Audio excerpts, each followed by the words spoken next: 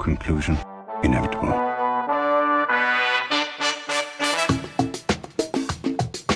It was a jump to conclusions, Matt. My conclusion was that this idea was not a practical deterrent.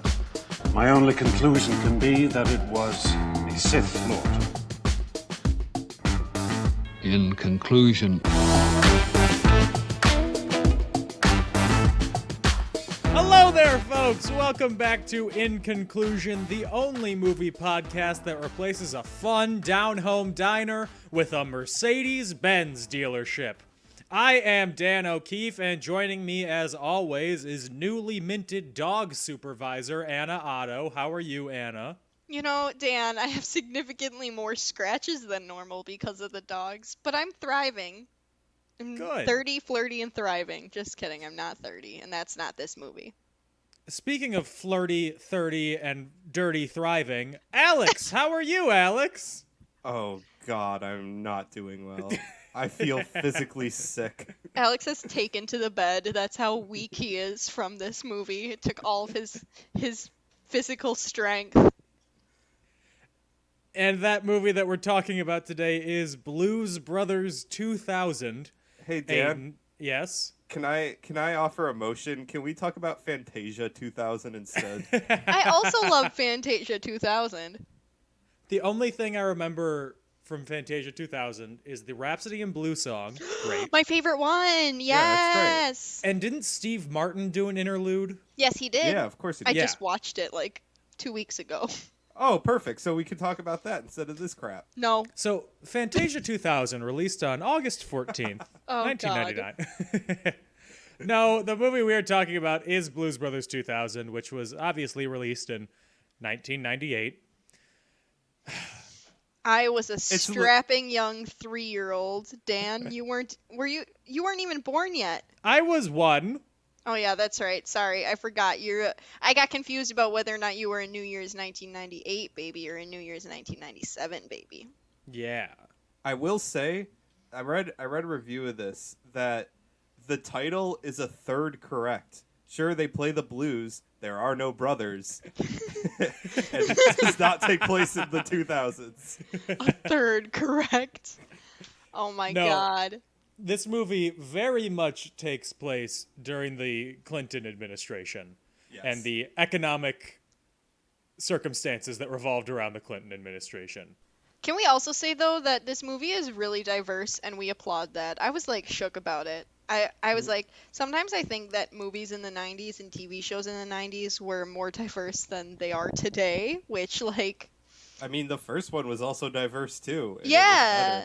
You know what I mean? Like, maybe it's just because I've watched 2 Blues Brothers movies in a row now, but I was like, wow, was Dan Aykroyd woke? I mean, Dan Aykroyd is woke, but he's also a crazy person. Yeah, I know that much. I've definitely heard them talk about him on several ghost shows that I listen to, so... Yeah, that man's and kind aliens. of doing his own thing. But at least he's woke, you know? He doesn't have to be right about everything, just the important things. I guess.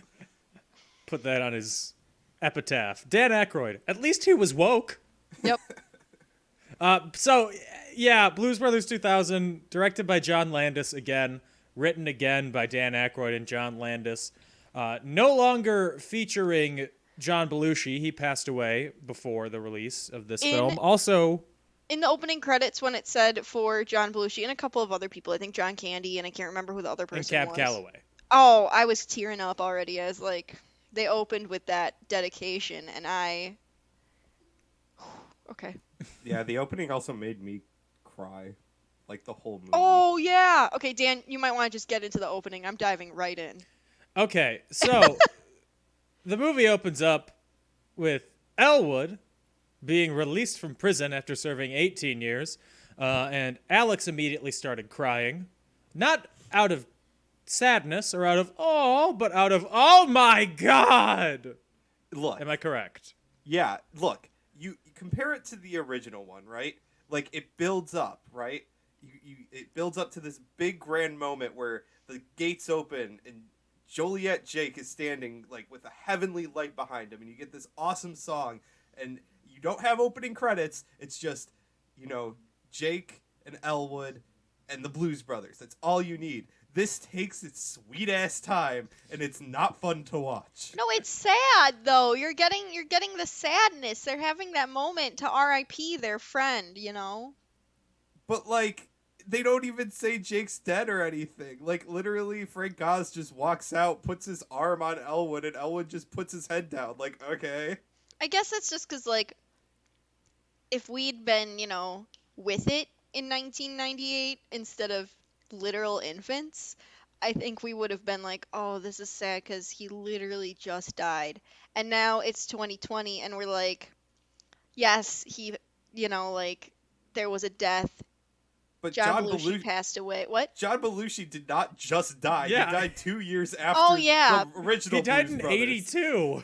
He's been dead for a long while. Oh, oopsie doodles, forgot that those movies were that far apart. Ignore everything I just said, Dan. Once a podcast, I have to say something stupid. Otherwise, it didn't really happen. So. Oh my god, he just died a whole high school career later. That's still sad, okay? High school's a very formative time for a lot of people. Not me, apparently, but... Yeah, John Belushi was forming his skeleton in the grave. Oh my god. Oh my god. I just pulled up John Belushi's Wikipedia page to make sure that I was right, because I thought he died in 83, but it was 82. His high school yearbook picture makes him look a lot like Ted Kennedy. Really? Yeah, on an unrelated note, I spent the morning after watching this movie looking up Ted Kennedy's electoral history. Do you know that his closest election was in 1994 when he faced off against Mitt Romney? Oh. Now I do. Welcome back to the Blues Brothers 2000 / Ted Kennedy Electoral History podcast. Lord. Featuring jazz. So yeah, Elwood gets out of prison. Jake has died. He's picked up by a stripper in a sports car. And immediately I'm like, why? It's Erykah Badu, right? The woman in the sports car? Yes. Isn't that the same woman that he meets at the club? That's her, right? Yes. It's Matara. So that's her stripper name, or that's a real person? Matara's the character name. Okay, that's what I thought. Based on the confusion that we're already having about this movie, I think you can tell how much I really remember of it. And I watched it 2 hours ago. I'm literally Googling it because you are no help. So Matara picks him up in the sports car because his former drummer, Willie, wants to help him get back on his feet, which is always good. Willie owns a strip club now, which is already, I'm like, okay, that's nice. Why are we doing this? 20 minutes. They spend 20 minutes in the strip club. They spend so long in the strip club. This is like they tried to remake the Blues Brothers. And they wrote a new script. And they were like, wow, we really hit on the same beats but in different locations. And then John Belushi was like, okay, now that I've written it, let's bring everybody back and call it a sequel and make it suck. Yeah. Well, it's not even different. I mean, it is different locations in the movie, but I guarantee you, they had one small set that they just redressed. I'm telling you, the strip club, the Mercedes-Benz dealership, the call center, and the hall at the end, the like voodoo hall at the end, are the same set. They are the same set, just redressed. Hi. Okay, I'm back with an update. Matara cool. is played by a woman named Shan Johnson. Okay. And even though, oh wait, there she is. Nope, Erykah Badu plays the voodoo queen at the end, and I still suffer from not knowing what people look like. Thank you for coming to this podcast. So, as Alex said, we spend $20 in the strip club. But before we do that, Elwood goes to see Sister Mary, who no longer my favorites. runs the orphanage, showing that everything that happened in the first Blues Brothers was for naught, because they don't have the orphanage anymore. It's so bad. She's just Yeah. working for the archdiocese. It be like that though. and there's a foster child who was with them in the archdiocese. I think his name was Boomer. Buster. It was Buster, and Buster. I'm obsessed with him. He's so cute. I know he's kind of a little you-know-what at the beginning, but as the movie goes on, literally half of my notes are me going, yes, Buster, you're so freaking cute. I'm obsessed. Okay, we'll get back to that, though. I have normally- a different opinion. What do you mean you have a different opinion? He was busting moves. He was playing harmonica. He was literally so cute. Oh my god, precious. He served no purpose to the movie. He did absolutely nothing. It was like instead of Elwood having, this is how I interpreted it. Instead of Elwood having a real brother, he had like a little brother, big sister situation going on, and I thought that was adorable and sweet. I think John Landis and Dan Aykroyd realized they had a crappy script, so they decided to add a kid to make people forget that it was a crappy script and just have cute. Wow, well, it worked. I was fooled, so. I'll say I normally think that kids are annoying in movies, but I thought he was fine. Yeah, I thought the Bronco was fine. How am I in the minority here? I'm not saying that he was the end-all, be-all of the movie. I'm not saying that he was the only good thing. I thought that he didn't detract from anything. He was kind of just like a net zero. I mean, that was I kind thought of he was everybody cute. in this movie. Everyone that's not Dan Aykroyd is just kind of there. Yeah. Wow, don't come for my boy John Goodman like that. You know he was just there. He did nothing. We'll get to that too. I have opinions about his performance. Also, before we go on, can we just say that Dan Aykroyd lost his Chicago accent? Because, God, it's awful in this It's one. so bad. Gage came out into the living room and goes, "Where does this movie take place? Wisconsin?" And I was like, "Excuse me, no, that is a Chicago accent." And he's like, "Not really." And I was like, "Oh, ooh." Yeah, he lost it in the, 18 years? In between, yeah. Yeah. Well, I also have difficulty understanding Chicago accents, so maybe this was for the best. Really? You do? Yeah, I think I told you this last time I went to Chicago for the Fall Out Boy concert. I talked to somebody while I was there, and they were telling me where to park, and Cassie had to translate for me because I could not understand what he was saying. I've never heard of like a Chicago accent difficulty. I remember you telling that story last time, but I'm like, but also because I grew up Yeah. around them all the time, they just roll off the tongue for me. Meanwhile, if I hear somebody from like Tuscaloosa speaking, it's like they're actually just speaking molasses. Oh, yeah. I mean, there are certain accents. Well, like, I also am of the firm belief that I don't have an accent, and I've been told That's not multiple true. times that I do. Yeah, no, that is completely untrue. Completely untrue. Yeah, well, I wow. mean, I'm glad you're living in blissful ignorance, but Anna, what do you put your groceries in? A big. A what? These hands, Dan, square up. So back to the film. Yes. Sister Mary beats up Elwood whenever he swears and all that. I laughed. Nice reprise of the joke that worked much better in the first movie. I still laughed this time, I'll have you know. I went, ha, ha, ha. Thank you. They really got me, okay? I love a good classic joke repeat. Sister Mary tells Elwood that he actually has a soul brother, I would guess, because Cab Calloway has died. R.I.P. Who played Curtis in the first movie, but Curtis had an affair with a married woman, and she fathered a child. And Elwood saw Curtis as his Wait, she kind of fathered father. a child? She fathered a child. He mothered a child. You know, it's what happens sometimes. Yes. Things were different in the 90s. Or 2000. The 2 years between 98 and 2000. Yes. Time is a construct. So, and he has a soul brother now. And that soul brother is played by Miles Dyson from Terminator 2. I know that actor has a name. In my head, he's Miles Dyson from Terminator 2. he's not a very good actor. Let me just say that. I felt like he was the kind of actor that was like, if I'm yelling, I'm acting. But also, I got that vibe from a lot of the characters in this movie.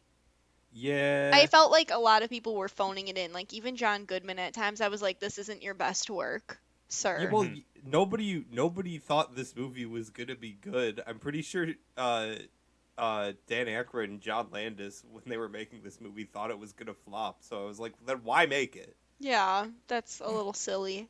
But, nah. Yeah.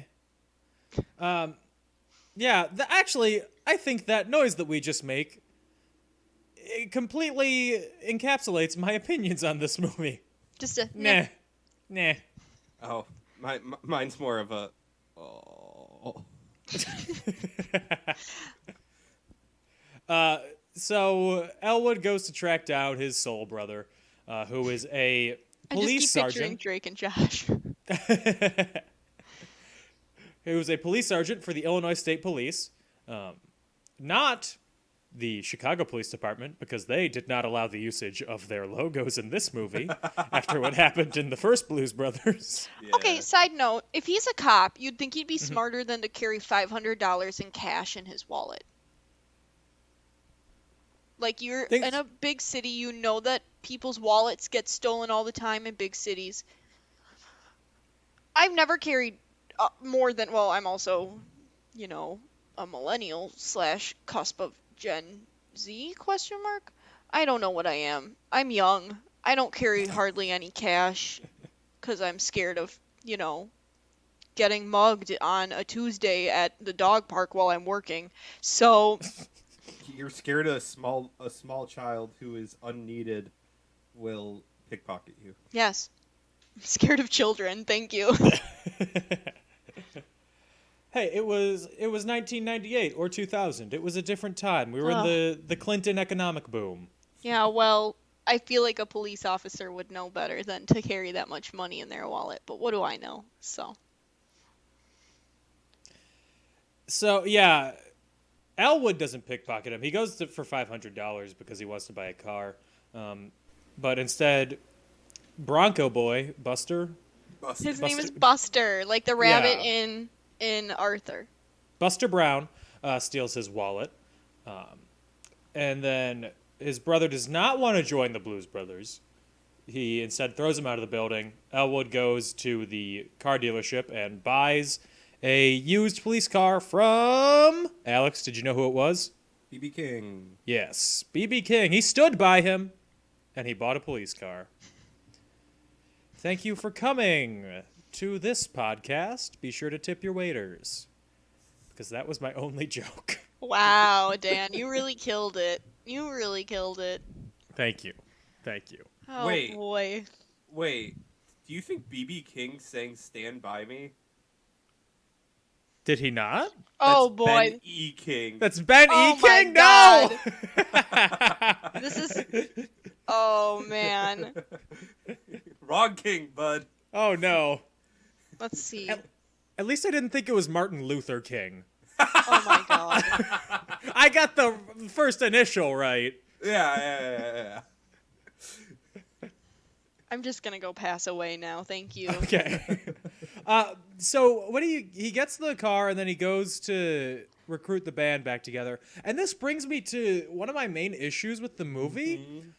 There's no reason for him to be doing all of this. The reason is fun, you guys. Obviously. But, like, they're not trying to save anything. There's, like, no end goal. It's the fun. Battle of the Bands plot only comes up in the third act of the movie because they're like, oh, we have the band back together now. Also, now what? Can we say the setup for, because they first go to the Mercedes dealership, which is owned by Aretha and McIntyre Murphy. Mm-hmm. Where Aretha gives another weak performance. Okay, Sorry, but Aretha. It is far more weak than Think. Mm-hmm. Oh, Think yeah. isn't even weak. Think has power behind it. She just can't lip sync. She phoned. I mean, I Respect is a classic song. We all know it. But she really phoned in that lip sync. She was like, she was like step touching.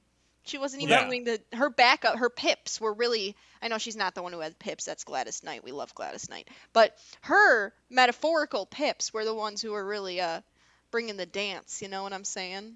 Can we just compare this scene to the Blues Brothers, the original?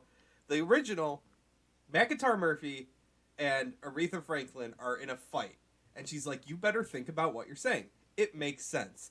In this one, she's saying I've been doing all this stuff for you, and McIntyre Murphy is agreeing with her. They are not fighting. She is like saying all this stuff.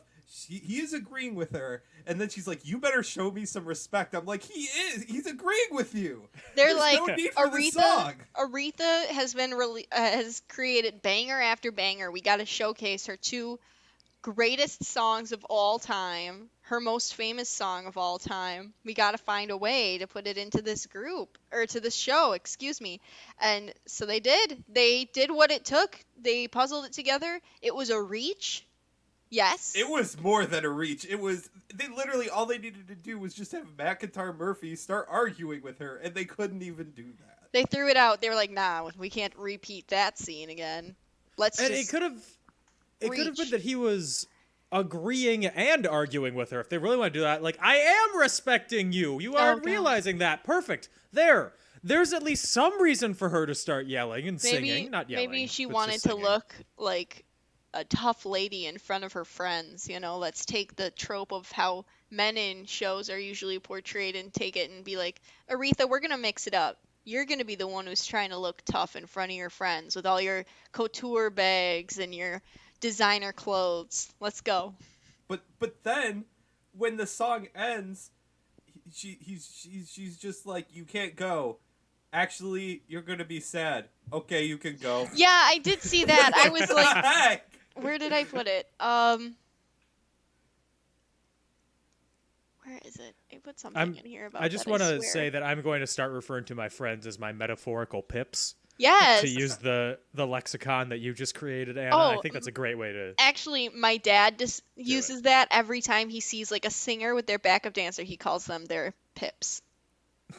So, I don't know why, but it just sounds like you're saying something just awful about the backup dancing. But it's Gladys Knight and the Pips. No, That's what they were called. I get it. But just outside of that context, it's just like, whoa. Oh, I guess, You don't yeah, need it to kind call of them does that. sound like a slur or something. But nope, it's just a reference to Gladys Knight. It's because everyone's leaving on that midnight train. Oh, I love Midnight Train to Georgia. That's such a good song. Anyway, I can't find what I was trying to say about... It says... when she finishes the song, and then she goes, "Oh, if you're going to be sad, just go." I put in my notes, "No wife in the history of ever has changed her mind that fast." Because, the first one, she still didn't want McIntyre Murphy to go, but he was just like, "I'm going anyway." Mm-hmm. Conflict. Something. This one was just like, "Okay, bye." Yeah. She was like, "You can't go. Oh, you look sad. Go, I guess." That's literally how quick that turnaround was. There was no thought. There was no, maybe she was like, "I guess he'll go, and then I can go back to having some girl time with my friends and shop." And, because she's just rich. She's not doing anything. She's just taking the money and shop. I mean, my dream. She's just taking the money and shopping all day with her friends. Oh, she's probably having champagne and salad for lunch. Oh my God, that sounds amazing. Dan, we did forget to mention that Russians are chasing after them. Yes, Russians are chasing after them because Elwood got them drunk or something and took their pants. Yeah. Also, no Russian in the history of ever has gotten drunk and passed out. Thank you. They just can tolerate it. I also was a little confused with storylines because last night, I don't know if you guys watched The Umbrella Academy on Netflix. You Nope. should. It's really good. But Gage and I were watching it, and they are being chased by Swedes. So I was very confused at some points. I was like, "Wait, no, they're Swedish." And I was like, "Wait, no, that's the wrong program, Anna." So, yeah. I've never heard of villainous Swedes before. They're villainous usually they're pretty time-traveling chill. Swedes, actually. You should watch the show. I love Mad Libs. Oh, It was created by Gerard Way of My My Chemical Chemical Romance. Romance, so you should watch it. that's neat. But an issue that I have with the Mercedes-Benz scene is it kind of encapsulates another major flaw I see with the movie. there is such an air of affluence about this that was not in the first Blues Brothers. The first Blues Brothers, it was dirty, it was grimy. These were recently released convicts trying to work their way up from nothing. They had a crappy car that barely works, and they have to go and make money for a good cause to save another failing institution. That's honestly when I watched it with my roommate, and that's exactly what he said. He was like, yeah, like the cinematography in the original is like dirty and grimy, and this is very like clean for some reason. Like even in the beginning when Elwood walks out, I'm like, his suit looks nice. That's not the Blues Brothers. Yeah. Yeah, that was one of the nicest looking strip clubs I've ever seen in my life. They had a live band. Because, I frequent strip clubs, obviously. But, I mean, nicest looking I've seen in movies and TV, I should say. Keep it up. It looked nice. We believe you, Anna. Thank you, because I definitely don't voice strip club commercials. And then in this one, they replaced the diner, the down-home diner, with a Mercedes-Benz dealership. They replaced the music shop with a sex call-in center. Oh my god, that number! When we get to it, I was dead. It's just so... like, American Beauty. Can I also say, going back to all the numbers we've seen and Elwood traveling with Buster and his name is Bronco. And what was his name? Mike? Mac. Oh my god, Mac. Mighty Mac. I don't know why I said Mike. I knew it was Mac. They used a big name actor for a role that I didn't feel had much purpose other than to bring joy to people like me who are weirdly obsessed with John Goodman. Anna, you're gonna hate me right now. Don't say it. What is it? Oh my god, I need to hold on to something. Okay. This movie made John Goodman have no charisma whatsoever. He is usually a very charismatic. This wasn't the John I know. This isn't the John that I woke up from getting my wisdom teeth removed talking about, okay? I was like, there were some parts that I liked, but also it didn't feel like a character he would play. Like, Mac was so timid about so many things, and he just wanted to sing at the strip club. Like, that was when they got the Russians drunk and got rid of him. That was his sole purpose was that he wanted to sing, and so that's how they worked him into the band, was they sang a number with the strippers. But I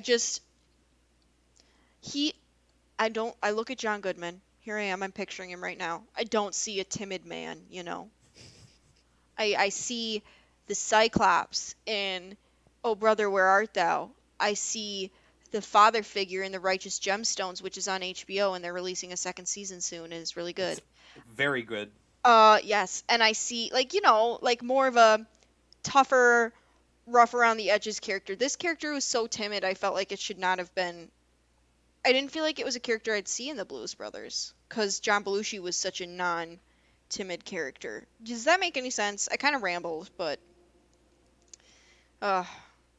Anyway. It does. Okay, good. I was like, this is like when I used to talk in college, and I just talk and talk and talk and talk, and then I'd be like, I don't know if I just said anything that made sense. So, getting back to the plot, yes. Elwood and Buster, they're at the strip club. They get Mac to sing, and then the Russians shoot up the bar and burn it down, and they have a fun car chase, and I guess they crash. And they do the Mercedes-Benz dealership. Why you sound so sad about it? I liked all the scenes. The strip club scenes were kind of fun. Okay. Even the police chase scenes were so boring. Yeah, there wasn't as much of an exciting chase as there was in the last one. Mm-hmm. They go to a radio station, 103.7, which is headquartered in the Wrigley building, which does not have a radio station inside of it, and is also not a real radio station in Chicago. 103.5 KISS FM. Oh, 103.7 is our KISS FM. Oh, I interned would there. you look at that? Yeah, I interned there in college. Anna Otto, radio legend. Thank you, yes. 'Tis I. Host of many strip club commercials. And they pick up 3 other members of their band from the radio station. How did they Kind all of. have successful radio careers? What is their secret? You know, like In a major market, too. I guess it's probably because they're all men, but that's a whole But separate issue. It was so like that whole scene. I was like, wait, did they agree to go with them? Because it just ends. They just show up, and then it's like, oh, there they are, and then it's like, oh, they're with them. Okay. They just went off the air. If that happened do you know how big of a deal it is when like local radio goes off the air? It is chaos. If somebody just left and let them have dead air, that's money being lost every second you're off the air. So somebody is gonna heads will roll. You know, I'm surprised that there wasn't a general manager following along in that police chase. I would have. I would have been like, you cost me money, you losers. But, you know, that's the radio tea. Thank you. Oh, boy.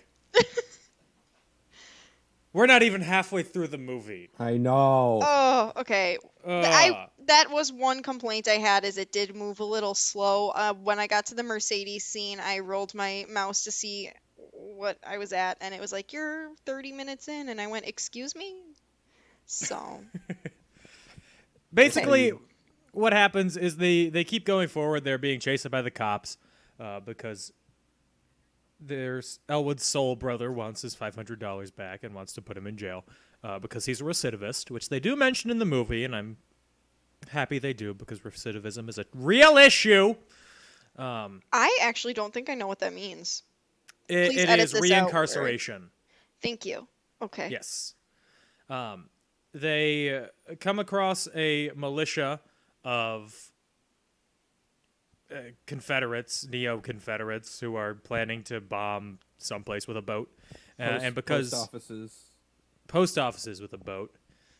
Wait, we gotta go like 2 minutes before that. Okay, when they drive underwater? Yeah. Yeah. Oh, that Hey. I chose to not even talk about that in my notes because I was like, I don't do drugs, but I'm not high enough for this, and I moved on.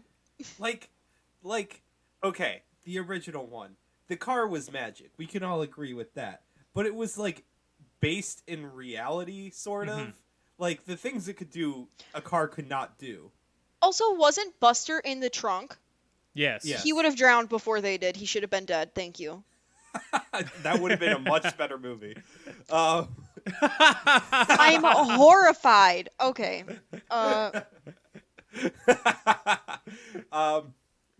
But this movie, they're just like, nah, the car is like magic. Like, it's not based in reality at all. And it just it angered me. It should anger you because it's stupid. It's very dumb. So they drive the car underwater, and when they drive up, the car has incredible strength in its roof because it can lift an entire boat out of the water without Filled them with realizing. explosives.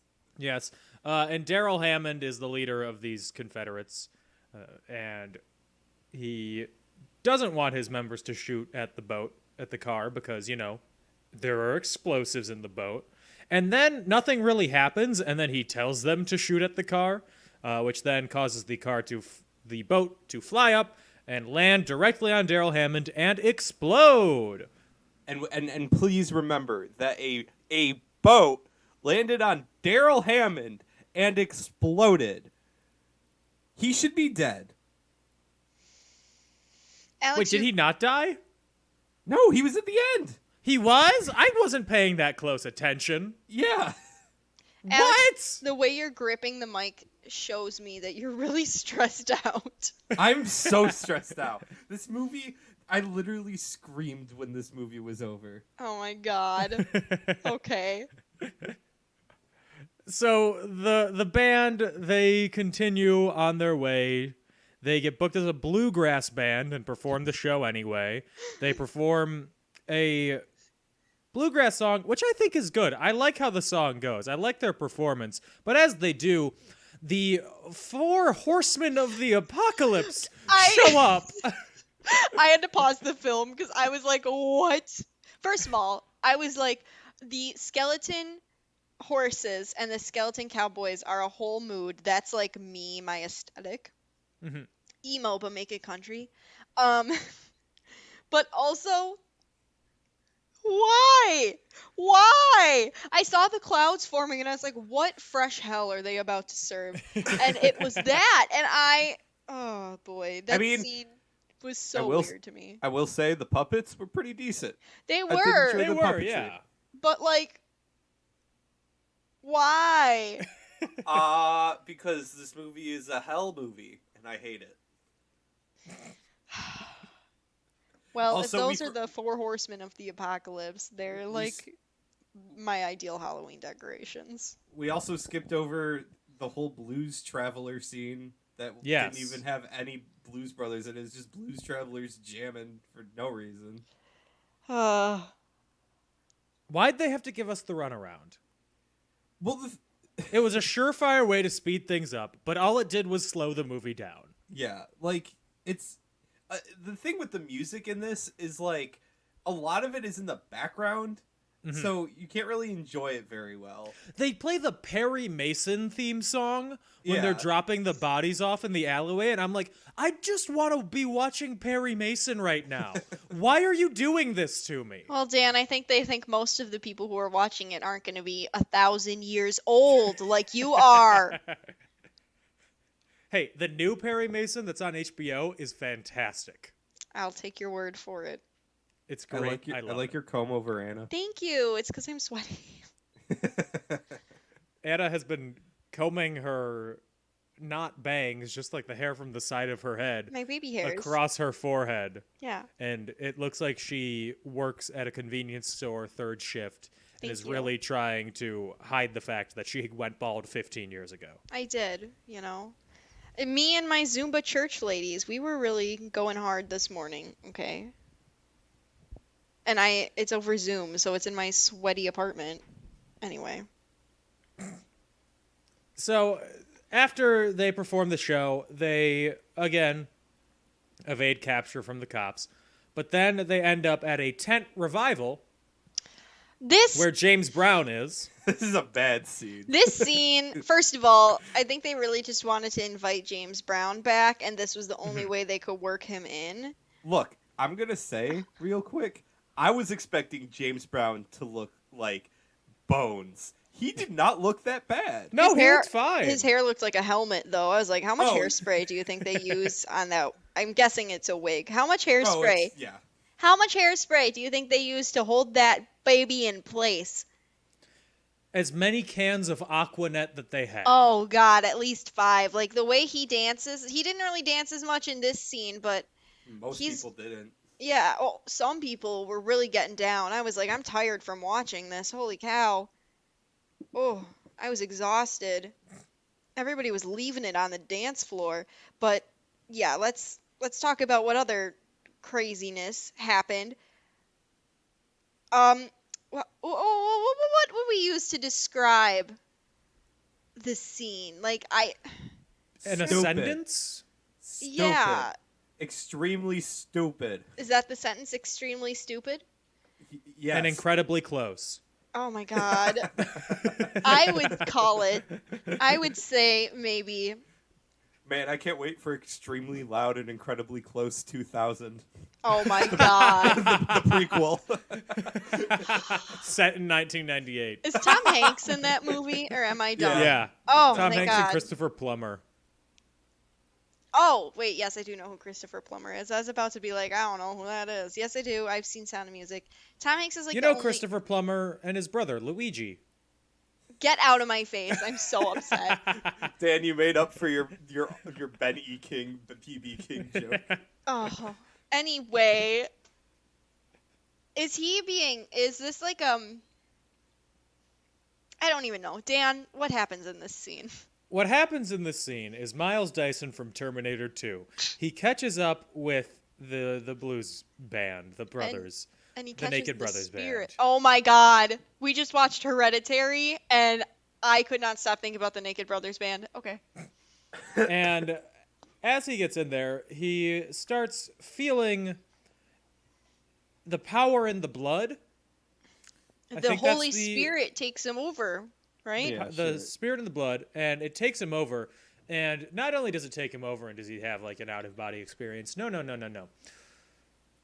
God himself Amen. starts to cause Miles Dyson from Terminator 2 to ascend. He goes through a hole that appears in this church revival tent and flies, arms extended as a Jesus figure, up into the sky, where he goes, I feel the power in the blood, or whatever he's saying. I don't Something know in that. the blood. I don't know that was God. It kind of looked like Tinkerbell pixie dust. Disney magic. It was Walt Disney raising him to the skies. God's a huge Peter Pan stan. Oh my God. And at the peak, right when he is right by the camera, he changes from his outfit of the state police into a Blues Brothers outfit, like magic. Tinkerbell waves her little wand and goes, hee hee hee, and now he becomes a Blues Brother, and he goes back down, and then when he lands, he does a gymnastics routine, but it's not Miles Dyson from Terminator 2's actor, it's a stuntman, because they had to show his face. And then he has a complete character shift and is with the Blues Brothers now. Oh my God. Oh. They really rolled the word dice on that one, huh? Yes. They're like, what's the most simple way? Wait, just kidding. We're going to go for something really out there. Church revival. Oh boy. So I had never seen this movie before this morning because my life was better in the before times. But the only thing that I knew about this, the only thing I remember is that our Blockbuster, they would have a TV where they would show random stuff. And one time when we were in Blockbuster, I saw that scene of him like raising up into the air, and then it was like, get Blues Brothers 2000 now available on video and DVD. And I was like, no. That's the Why correct was- answer. Why was that the scene that they grabbed? I don't know. And then I got a Dragon Ball Z DVD and everything was Oh my fine. God, nerd. At Universal, they would have clips of like their different movies in when you were like eating and stuff in like restaurants, and like they would show the call center scene, and I'm like, why are you proud of this? Why do you want people to go and watch this scene? I mean, it slaps, Again, I was dancing, but also, nothing says fun times in the late 90s like a dance number about a sex line. My name is Sarah. I'm a 36, 24, 36. Said by an old biddy. Wow, that is a real hourglass figure that you just gave. That's the measurements that she gave. I know, that's like... Yeah, Well, the weight, that is... what you said the waist was like a 24, that's impossible. Your organs would be smushed. But 36, that's common. Bold of you to assume I have organs. Oh, I'm sorry. I forgot you had your stomach partially removed for aesthetic purposes. Can I say about this movie? No. Okay. Dan Aykroyd. This movie makes me realize why Dan Aykroyd is not the lead singer. Of Yes. He really did not kill it with the vocals. You know who did, though? John Goodman. Thank you. End of podcast. If you listen to A Briefcase Full of Blues, one of the live albums of the Blues Brothers, there is one song that Elwood sings all of, and it's called Rubber Biscuit. And it's literally just him making stupid noises. And it's a great song, but it fits him because he can't sing. I was looking at the Dan Aykroyd Wikipedia page. Yes. And so this movie came out in February of 1998. Airing at that same time was a sitcom called Soul Man, starring Dan Aykroyd, that went from April 15th, 97 to May 26, 1998. Do you want to know the premise of the film Soul Man? Yes. Mike Weber, played by Aykroyd, is a widowed Episcopal priest who must deal with his 4 children, his quirky parishioners in Royal Oak, Michigan, and a wet behind-the-ears curate who happens to be the nephew of his bishop. The show co-stars Spencer Breslin, Oh, that guy. Abigail Breslin's brother. Oh, really? Yeah. The one So- with the cat in the hat. Never heard of him. At the same time that Dan Aykroyd was coming up with Blues Brothers 2K, he was also starring in a failed ABC sitcom. Oh. And I think that fits very well. Yeah. Yeah. I'm pretty sure Dan Aykroyd wasn't paid for this movie so they could keep the budget down. Really? He volunteered to do this?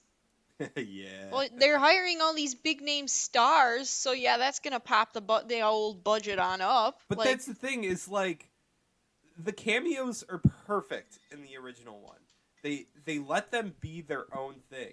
And then you get to this movie and it's like, okay, we have a few cameos and then we're just going to put everybody at the end.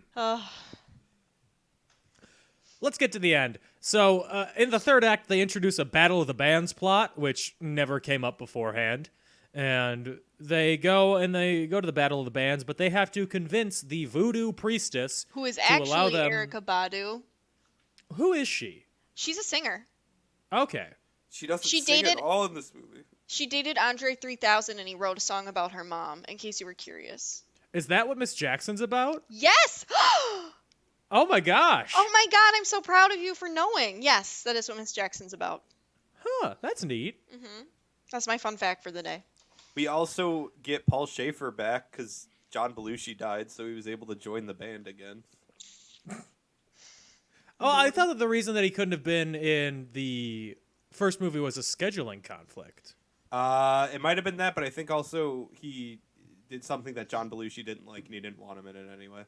Okay, because on the Wikipedia page for the movie, it says that he was committed to Gilda Radner's one-woman show at the maybe time that of the was first one. So yeah, they have to perform for a voodoo priestess whose husband was for real and never meant to make her cry. That was a Miss Jackson joke that I did not word correctly.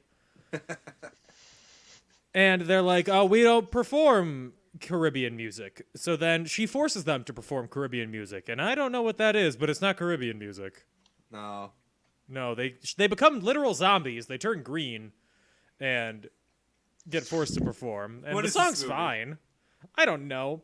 And then she's like, okay, now that you've done what I've made you do, you can perform in the Battle of the Bands. It's amazing. And then at the Battle of the Bands, That's a word for it. it's a battle of two bands, which is not what I usually think of Battle of the Bands to be, unless it's Lemonade Mouth, and it's Lemonade Mouth versus Mudslide Crush. Oh my god. Triggered again. I just remembered how last time you told me that Adam Scott suddenly got arrested for... I think that's his name, right? Adam Scott? Either way. No, Adam Scott's the Parks and Rec guy. Oh my god! All these people look the same with the same names. I hate everything. Anyway. That cute little ginger from Lemonade Mouth who got arrested for armed Shoplifting? robbery. Or armed robbery, yeah. I googled it when we were done. I was like, is this true or is Dan just mudslinging? And it was true, and I was sad. I was like, oh. And then at the Battle of the Bands, it is only the Blues Brothers against the Louisiana Gator Boys, who Which are has a lot of very cool musicians. they And do. It's a super group, pretty much. they Yeah, say it's- my... Oh, sorry, go ahead. I was gonna say, they did Dr. John real dirty, putting him in the back and not showing him except for like one line. I was Travis very upset. Travis Tritt is in that band. He's a country singer and songwriter. I don't know what he looks like, but I know some of his songs. Some other people who are in the band are Eric Clapton. What? looks- Where? Who? Where? He's the one who looks like he was about to go to Costco Yeah. in like the plaid shirt and glasses. Oh my god, wait, that's Eric Clapton? Yeah. Uh-huh. I think I get him confused with somebody else. Probably. That doesn't surprise us, I think, at this point. Everybody knows that I think everybody looks the same, even though they don't. My favorite lyrics from this performance was, I buy you a $10 dinner, you say thanks for the snack. That's such a mood, but I'm the one who says thanks for the snack, you know? Oh my god, that line had me dead. I was on the floor. I was like, end the movie, that was good. And then it's like Battle of the Bands is over. I was also like, end the movie. Other people in the band are Clarence Clemens, the saxophonist from the E Street Band, Bo Diddley, Isaac Hayes, who sings Shaft, B.B. King. Also the voice of Chef on South Park. Oh, I just watched a couple episodes of, well, I just watched a couple months ago in Quarantine Engage, and I started watching South Park because I'd never seen it before, and it was the only adult cartoon I had not at least watched, well, of the popular ones that I'd not partaken in an episode of, so I gave it a shot. It was fine. Chef was my favorite for sure. There's also Paul Schaefer, who plays the keyboards, who, fun fact, he shaved his head for this movie and then decided to keep it. So that's why that he was was the whole bald reason? for... Yeah. Huh. And then Grover Washington Jr., and because I'm 197 years old, my Yes. favorite member of the band, Steve Winwood, singer of Higher Love. Oh, wait, that song slaps! Yeah, he's the Maybe British a guy who says they'll never higher amount to anything. Oh, oh. Ooh, sometimes I listen to that song while I'm driving around in the summer because it makes me feel like I'm on vacation. Can I just say this band had like 3 keyboardists? I do not They think had- it needed that many keyboardists. They had They like just- 94 members. Needed all the celebrities that they could grab from every genre on the face of the earth. I'm telling you, my roommate said that they just saw Eric Clapton walking into a Costco and they're like, "Hey, you want to be in this movie?" Oh my god, that's just like they did a George Lucas Han Solo getting Harrison Ford go upstairs to carpentry. Hey, you're handsome. Come be in this movie. Similar to how the band Dexy's Midnight Runners had 30 band members. Oh god. The Louisiana Gator Boys have 30 band members. Wow, how very Chicago of them too. This movie, I may sound stupid in this, but this movie, I learned that Eric Clapton is British. Did not know he was British. I didn't either, but I think I was confusing him with James Taylor. I don't like James Taylor though, but that's a whole separate issue. Suburban moms everywhere are quaking. Oh, my mom gets so mad. I think my mom considers disowning me every time I say that I think James Taylor is slimy. Speaking of slimy, after they perform, it's time for the Blues Brothers to perform. But they are now snapped out of their voodoo haze, and they instead just perform a blues song, and it's fine. The song's fine. It was fun. There was a whole harmonica duet. Yeah, but also like I'm getting ahead of myself here. Dan, why don't you finish up? Okay, they perform, and yay, everything goes well. They perform, but the show gets interrupted by the Mafia and the Confederates. Sorry, Okay. you're right. Daryl Hammond does survive. But before you get into that, I was gonna be mad if the supergroup didn't win because their song was infinitely better. It was so much better. I was like, if they give this to the Blues Brothers, I'm gonna be so angry. Yeah. I mean, I already am angry, and they I- didn't. So they did one thing right. I mean, something good's got to happen when you've got that many successful singers and songwriters in a group, right? Yeah. Do you think it was in all of their contracts? Like, do you think the Blues Brothers was supposed to win, but to get everybody on board, they were like, "Ah, crap, we have to change it so that way they win." Eric Clapton was like, yeah, you got me while I was in the middle of shopping for groceries at the Costco, but I'm only coming if you change the contract so that I win. I will not have my good name tarnished. Dude, Eric Clapton looks like such a dweeb. I've been confused with James Taylor for the last time.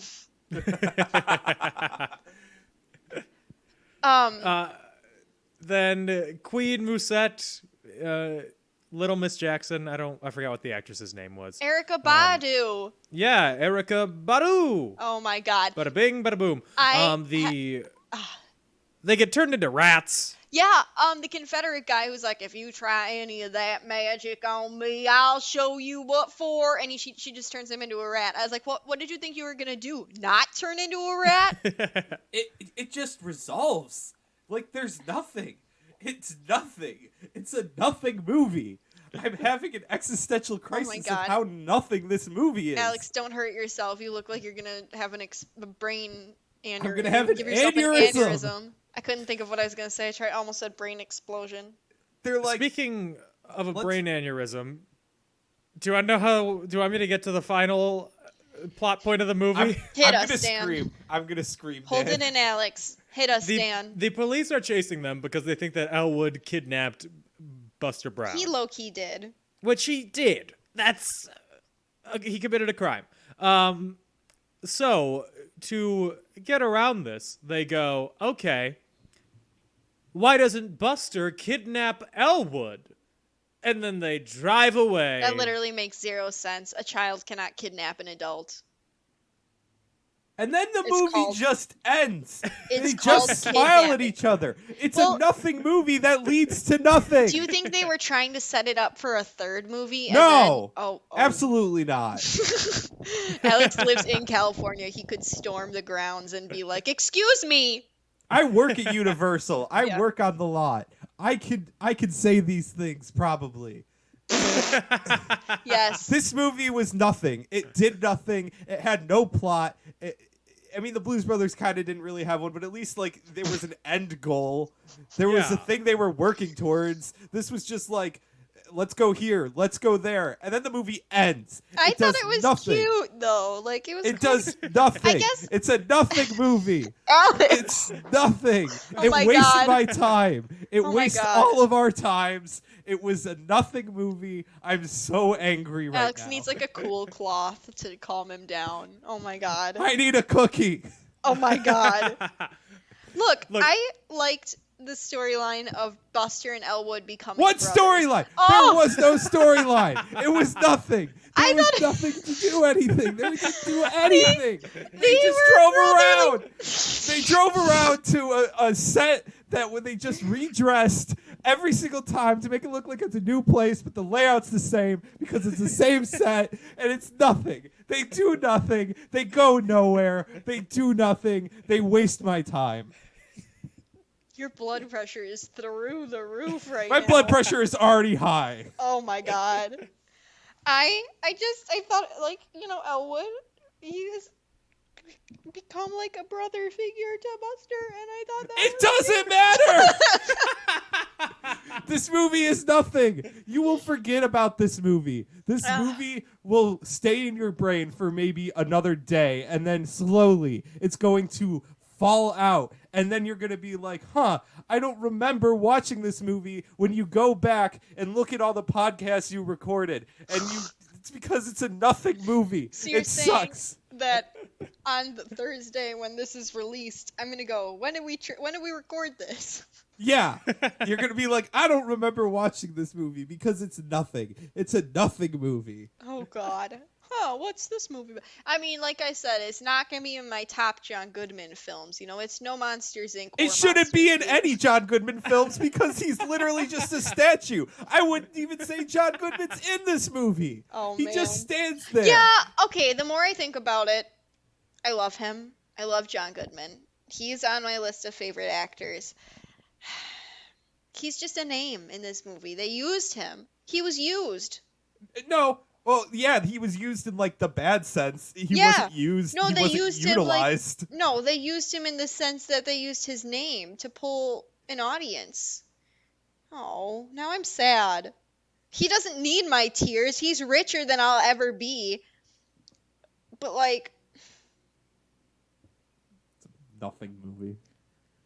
I think we can say safely that the Blues Brothers 2000 is no Flintstones.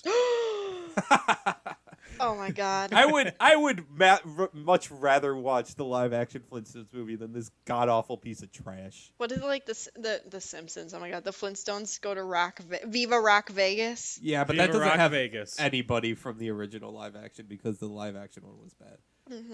Gage and I went to a resale shop a few months ago, and there was a Fred Flintstone live action Viva Rock Vegas doll with John Goodman's head on it, and it was terrifying. Almost It wouldn't scarier. have been. It wouldn't have been John Goodman though. John Goodman isn't in Viva Rock Vegas. Oh, whatever. What was the other Simpsons one? The first, or not Simpsons? What is The wrong with me? Flintstones? Flintstones. It was just one. called the Flintstones. Yeah. Oh, it's then called that's Flintstones. the one it was from, not Viva Rock Vegas. I thought those were the same movie. Sorry. You bought it. You bought it though, right? No, I did not. I took a picture of it, just like I took a picture the time I went to a resale shop and found a Michael Jordan Space Jam cookie jar where you had to take Michael Jordan's whole head off to get to the cookies. I have a signed picture of Orville Redenbacher that I got at an antique shop. Antique shops, friends. You should go to them. You Yeah, could they're pretty probably great. find a copy of Blues Brothers 2000. You Blues could probably Brothers find. 2000. Yeah, you could probably find like everything Blues Brothers 2000 because nobody wants that shit anymore. I think you could find John Landis at your local Goodwill. Just like lurking in the clothing, pops its head out from a rack. Hello. From Iraq? From a rack, like of clothes. From the country? Oh my country Iraq. god. So some other random trivia about the movie. It made it into the Guinness Book of World Records for the largest car pileup. Oh my god, I was gonna mention that. I was like, how many cars did they use in this movie? Not enough. 63. That's excessive. That is excessive. I will also- say I did enjoy that scene. I thought it was very silly and stupid. It is silly Yeah. and stupid and a waste of cars. But like The- after a point, it just looked like a giant throwing Matchbox cars. Like there was cars flying. Like I have no idea how they fucking launched that shit. And I was like, all right, this is okay. This is fine. They had like a really big held slingshot. It held the record for most cars destroyed at 104. Yeah. Which is one more than was wrecked in the Blues Brothers originally. They wrecked Really? 103 cars in the first one. It did So they not broke feel their like own they record? wrecked. It does not feel like they wrecked over 104 cars in that film. Yeah. It doesn't hold the record anymore. Record was taken in 2009 by G.I. Joe, The Rise of Cobra. Ooh, Hell yeah. Joseph Gordon-Levitt was in that movie. Did Nice it also hold Cobra. the record for being the most nothing movie that wastes Alex's time? Oh my god. G.I. Joe, The Rise of Cobra? No, Blues Brothers 2000. They both do. The original plot was going to have Brother Z Blues, who is Jim Belushi, but because Jim Belushi was cast in the ABC drama series Total Security, which I thought you were ran... going to say according to Jim. Oh, God. The ABC series Total Security ran from September 27th to November 8th, 1997. They produced 13 episodes and aired 6. Oh, they didn't even air their whole season? No, Oof. they did not. Oof. Hey, Dan, this has nothing to do with anything you just said, but now I need to know your opinion on it. Who do you think would win in a fight, Jim Belushi or Richard Karn? Is that how Richard you... Karn is Al from Home Improvement, right? Yes, and a host of Family Feud, yes. Wait, it would be Richard Karn just because I love him. Thank you. Absolutely. I would pick Richard Karn. He's nice on the outside. He's got that like nice Midwestern congenial vibe to him. But you know there's a body in his basement. You know he's killed someone. Oh, yeah, no, he definitely has a fire that he's just waiting to let loose. Yes. Wow, I can't believe you guys would ever disrespect Al like that. He's low-key a daddy. Thank you. All right, second question now. Now we're going to Family Feud hosts. Richard Karn or Louis Anderson, who would win? Richard Dawson, He'd just come in and kill both of them. the original host. He Okay. was a military man. He would kill them with tactical efficiency. Oh, he'd I don't make it know. look like an accident. I don't know. Louis Anderson, man, I feel like he's got two skeletons to Richard Karn's one skeleton. Y'all Who not was even... the guy after Louis Anderson? Who Who was Elaine's boss on Seinfeld? I don't. Oh, that guy. I don't know his name. But With the he white hair. He definitely, yeah. He hosted the home version of Family Feud that I had. Oh, he hosts the dog show. I can't think of his name, but he does. And then was it Steve Harvey after him? Yes, think so. it's John O'Hurley. Yeah, John I O'Hurley. googled because I couldn't remember what Steve Harvey's last name was. I was There just was like definitely- Steve with the mustache. Was there any Oh, other? Google. Hang on, don't talk, girl. Okay. Was there sorry. any other Family Feud hosts between Richard Dawson and Karn? Yeah, there was one guy who hosted for 4 years, and then he I have all the hosts up. got It's fired, and then I think committed suicide. Ray Combs Cool, and so- Louis Anderson. Ray Combs, Alright. yeah. Cool. So we're gonna, instead of talking about this god awful movie, we're gonna rank the Family Feud hosts. Oh Let's do it. God. Okay. Richard Kern, number 1, because I thought it was pronounced differently. But also, I love Al Borland. He is one of my favorite parts of Home Improvement I'm after gonna- Jonathan I'm Taylor gonna- Thomas. Jonathan Taylor Thomas is the best. Mm-hmm. And this is going to lead me to a second question after I say my hot take. I think that Steve Harvey is not that great of a Family Feud host. I agree.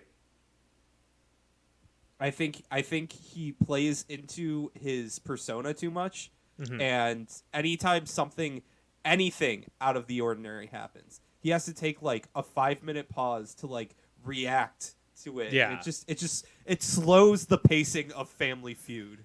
It's I like just- every question is like we asked 100 people, what's one thing that a woman likes what a man does in bed? Answer, something sexual. Steve Harvey, dead eye stare into the camera for 4 minutes. I love it. It gets me. I also think he looks like Mr. Potato Head, which is a plus. That's true. Okay, so Family Feud hosts. I think Louis Anderson is great in anything. Richard Karn's pretty great. Richard Dawson is the OG, so we got to give him props for that. But I don't like that he kissed everybody. That was kind of weird. That's creepy. Now, I'm going to say something a little controversial. Oh no. Oh. I want Richard Dawson to kiss me. Right here, right now. He's been dead for Yeah, I was nearly gonna 20 say. years. Do you That's want like to a kiss a pretty- skeleton? We can I do want to that. kiss a skeleton. Let's just go back to the scene in Blues Brothers 2000. Sorry, for a second I almost said Family Feud 2000. Don't know what that is. It was in 1998. But if we're ranking Family Feud hosts, I would go Richard Dawson, John O'Hurley, Richard Karn, Ray Combs, Louis Anderson, Steve Harvey. You think Ray Combs is better than Louis Anderson? Have you seen any Ray Combs No. Family Feud? I think you ranked Al Borland too low. He should be Third? number 1. Yeah. Well, fight me. Okay. All right. Square Who up. would win in a fight? Who would win in a fight? Going back to Jonathan Taylor Thomas. It's the fight of 3 first names. Jonathan Taylor Thomas versus Chad Michael Murray. Jonathan Taylor Thomas. Jonathan Don't Taylor even. Thomas. Don't come for me. He'd bite Chad Michael Murray's ankles and take him down. This is much more enjoyable than talking about bad movie. Oh If it's my a fight of god. 3 first names. There's a third 3 first name person that you have to throw in there. Which one? What's up? Daniel Day-Lewis. Ugh, he bore me to death. I'm not even in the fight. Yeah, it was Daniel Day-Lewis. Ugh, no way. I don't like Daniel Day-Lewis. That's another one that's controversial. I watched My Left Foot and it was in a class. It was my summer reading class at Marquette. I had to get my last thing, and it was with a professor I really liked, my last credits. So I took Irish literature and playwrights, and it was really good, except for when we had to watch My Left Foot. I wanted to scrape my eyes out and just, ugh. All right. Philip Seymour Hoffman versus Jamie Lee Curtis. Who wins? Jamie Lee Curtis, she's a badass. Philip Seymour Hoffman. What? Do you see the absolute size of that man? Have you seen a single yogurt commercial, Dan? She's regular. Also, Philip Seymour Hoffman is dead, so I don't know how that would go. That's true. And Jamie Lee Curtis, she is living. She's so regular that she's got time to do whatever she wants. All right. Anna and I, our plan for this Halloween is to go as Jamie Lee Curtis and a cup of Activia yogurt. Yes. Dude, you're stealing my thing. When I got drunk one night, I told my roommate that we should go as Jamie Lee Curtis and Sexy Activia. Sexy Activia. I'm trying to think what that would look like. I think then just a regular 36, cup of 24, 36 Activia. And then my roommate gave me a glass of water, and I spit it out and said, "I'm Shamu." What the? Oh my god. I have I was never been very that drunk. drunk. You should try it sometime. It's fun. All right, Sarah Jessica Parker versus Sarah Michelle Gellar. Sarah Jessica Parker. She's Sarah rough Michelle and tumble. Gellar. Sarah Michelle Gellar was literally a superhero, wasn't she? She was Buffy. She was Buffy. Not to say Yeah. anything rude, but I'm going to say She something slayed rude. vampires. Sarah Jessica Parker looks she's tough. She's a tough lady. You have to be tough to put up with being called a horsewoman all the time. All right, Sean William Scott versus Haley Joel Osment. Oh, Haley Joel Osment Sean William looks Scott. rough these Haley days. Joel Osment. Have you seen his lumberjack beard? He really buffed out, and not like in yeah. a buff way, like he got large. That's so Yeah. mean But of me Sean- to say. I'm sorry. I'm not trying to be mean. Haley Oh, Joel no, I Osment, love- you're beautiful inside and out. Don't worry. Haley Joel Osment is like one of my favorite actors. Not He's a because great he's a actor. good actor. I just like him. Have you But watched? Sean William Scott has 2 N's. What? It's Sean. Oh God. Sean William Scott. So that extra N, he can take it off and just start beating you with. Oh God. Have right. you guys? Oh, last thing Last I'm gonna one. say. Have you guys watched What We Do in the Shadows, the TV show? Not the No. TV show, but I've seen the movie. Oh, Haley Joel Osment's in the TV show for an episode. Oh my You should god, now I watch need it. to watch. It's I need so to watch good. it. Only for an episode, but One more for you guys. Bryce Dallas Howard Mm-hmm. versus Tommy Lee Jones. Bryce Dallas Howard. She outran dinosaurs in high heels. That's true. She also was a vampire for a while, and she's pretty. That has nothing to do with anything, but it's true. Tommy Lee Jones is pretty. I'd kiss Tommy Lee Jones on the mouth. Oh yeah, would you kiss Richard Dawson on the mouth? Yeah.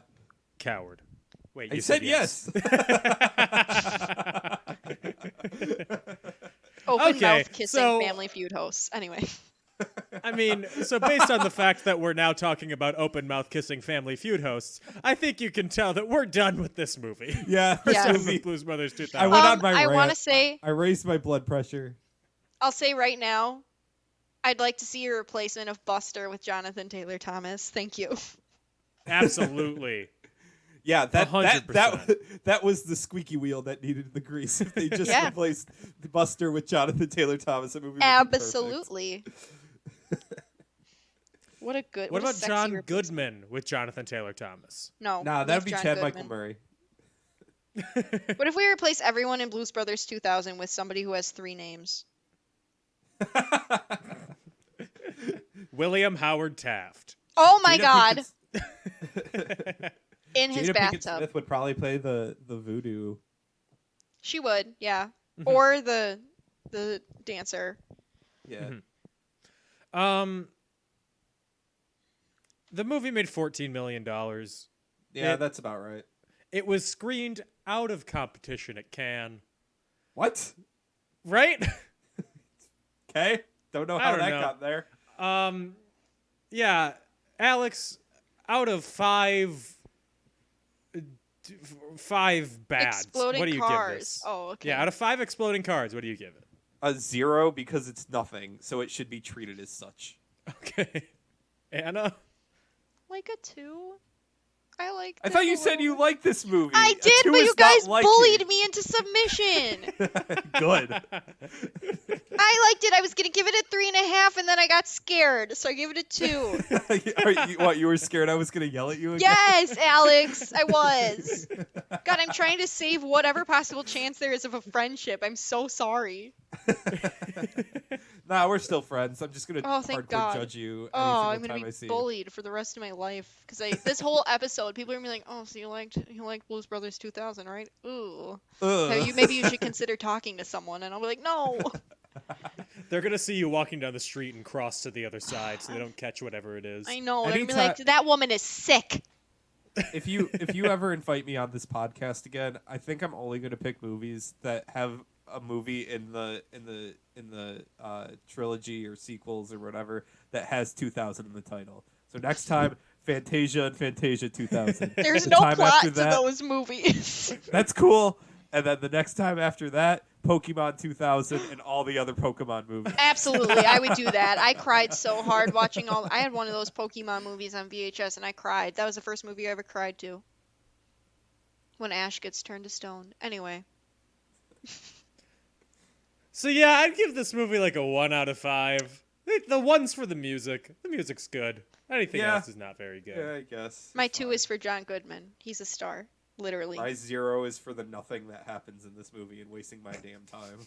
The existential crisis that it I will, caused. I will say that I did like fully expect the Blues Brothers car to fly away, like the car at the end of Grease. So I guess I was happy to not see that. But then when it just ended, I got even more angry. That would have meant that Dan Aykroyd would have had to like be wearing leather if he was being kidnapped. He's obviously Sandy, and he'd have to be wearing like a full outfit that he was sewn into. Oh, I thought you were gonna say like Buster turned him into like a gimp or something. No! Oh my God, that is illegal. That is a child. No, he like if they're gonna be like at the end of Grease, obviously he's the this one is that a good- changed himself. Okay. This is a good note. Come back next week when we watch the Blues Brothers 3000 with Buster and Gimp Elwood Blue. Ew. Oh God. Now I'm thinking about American Horror Story. Let's leave this. I'm scarred. Okay. Alex, thank you for being here for the past 2 episodes. It was This my has been pleasure. fun. I'm glad to have given you joy in the first episode and torture in the second. Do you want people to find you on the internet, or are you good? I mean, like I said before, check out my Twitter. I post funny things sometimes. At least I think they're funny. Sometimes people don't think they're funny, but I think I'm a hoot. I'm a hoot and a half. You can find me on Twitter at DanO'Keefe86. You can find the show on Twitter in conclusion. You can find the show on Instagram and Facebook at In Conclusion Podcast. If you want to send us an email, we have an email address. Oh! inconclusionpod@gmail.com. If you just want to say hi or ask us a question, we'll answer Or tell it. me Why that not? you like my jokes, because my mom told me that she doesn't really like my jokes. She goes, "You always apologize after your jokes. Why? They're not necessarily funny." I was like, wow! She didn't mean to roast me, but she did. She's going to listen to this and be like, now I sound mean. You're not mean, Mom. You just It's roast probably me. because you don't like James Taylor. Probably. She probably is like, "Ugh, I'm disowning my daughter for this." Anytime she could, like, sort of give you a backhanded compliment, like, she's gonna do that. That's why. Oh, I could never say jokes like that, but they work for you. Yeah. They work for you, Anna. No, I love my mom, but she's the queen of roasts. Low key, high key, she is the queen of roasts. Well, then, where can you find the princess of roasts? That's on the internet? me. I'm on Instagram at OptimusPrime818, and I'm on Twitter at Autobots Roll Out, capital O for Auto, capital B for Bots, capital R for Roll, and the O in Roll and the O and Out are zeros. Beautiful. That wasn't as smooth as it usually is. Join us next week. We don't have any guests lined up. We might have a special guest. I don't know. But we'll be talking about the wonderful time-traveling film, Bill and Ted's Excellent Adventure, right up until we will be doing a very, very timely episode, because Bill and Ted Face the Music come out September 1st, and we should have an episode about that on the 3rd of September. So get excited for that. I'm already Yup. excited because I've never seen Bill and Ted. Y'all should just instead watch Time Bandits. It has the best ending to any movie I've ever seen, ever. Oh, God. Well, I want to see Bill and Ted because I've never seen them at all. And the guy who plays Ted? No, Bill? Which one's not Keanu Reeves? Alex Winter. He's low-key cute in the first two, so I'm ready for that. He directed the Smosh movie. Really? Weird flex. So yeah, we'll be back next week with some more fun here on In Conclusion. Stay safe, have fun, have a good week. Bye-bye. Bye. See you later.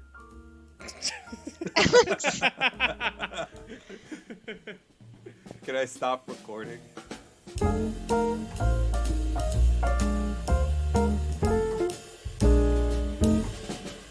Remember that time when I was like, maybe Alex and I will be friends after, meeting for the first time to talk about his favorite movie? Then, wrong.